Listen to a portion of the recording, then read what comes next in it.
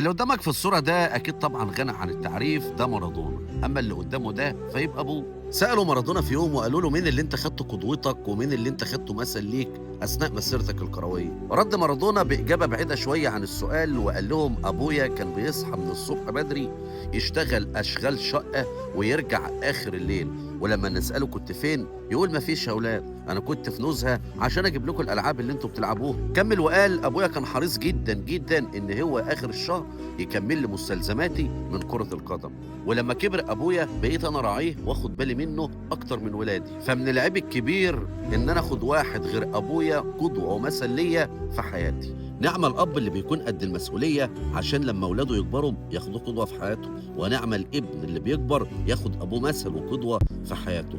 فكون حريص كابن إنك تاخد أبوك قدوة في حياتك، وكون حريص كأب إن ابنك لمّا يكبر ياخدك قدوة في حياتك. ربنا يبارك في عمر آبائكم جميعًا، اللهم آمين.